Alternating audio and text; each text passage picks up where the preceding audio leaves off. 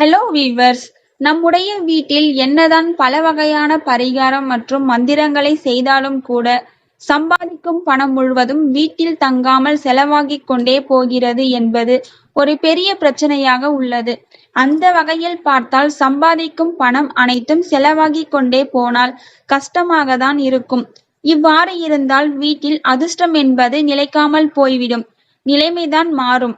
இப்படிப்பட்ட சூழ்நிலையில் இருக்கும் அனைவருக்கும் ஆடி 18 ஆனது ஒரு சிறப்பான நாளாக வரப்போகிறது.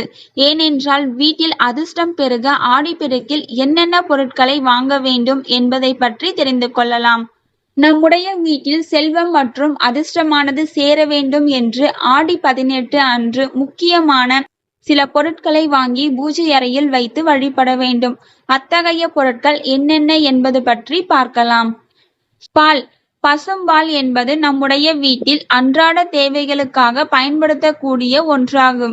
இத்தகைய பசும்பால் ஆனது ஆன்மீகத்தின்படி தெய்வங்களுக்கு செவ்வாய், வெள்ளி மற்றும் ஞாயிறு என இத்தகைய நாட்களில் வழிபடுவதன் மூலம் வீட்டில் செல்வம் நிலைத்து இருக்கும் என்பது ஐதீகம்.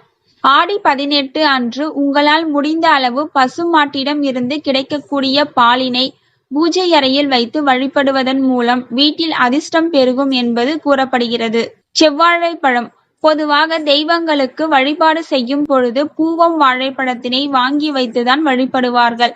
ஆனால் ஆடிப்பெருக்கு அன்று 2 செவ்வாழை பழத்தினை வாங்கி பூஜை அறையில் வைத்து மகாலட்சுமியினை வழிபடுவதன் மூலம் வீட்டில் கஷ்டம் இல்லாமல் செல்வம் பெருகும் என்பது ஆன்மீகத்தில் சொல்லப்படுகிறது. மஞ்சள் மற்றும் குங்குமம். அதேபோல் ஆடிப்பெருக்கு அன்று குங்குமம் மற்றும் மஞ்சள் இந்த இரண்டையும் வாங்கி பூஜை அறையில் வைத்து வழிபட வேண்டும். இவ்வாறு வழிபடுவதன் மூலம் வீட்டிற்கு மகாலட்சுமியின் அம்சமானது பொருந்தி கஷ்டங்கள் அனைத்தும் விரைவில் நீங்கி பண வரவு அதிகரிக்க கூடும் என்பது ஆன்மீகத்தில் உள்ள ஐதீகம்.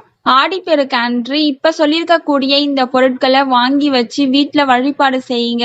கண்டிப்பா கஷ்ட நிலை என்பது மாறி பண வரவு அதிகரிக்கும். இந்த வீடியோ உங்களுக்கு பயனுள்ளதா இருந்தா ஒரு லைக் பண்ணுங்க. பிறருக்கும் பயனுள்ளதா இருக்கணும்னு நினைச்சீங்கன்னா கண்டிப்பா ஷேர் பண்ணுங்க. தேங்க்யூ ஃபார் வாட்சிங்.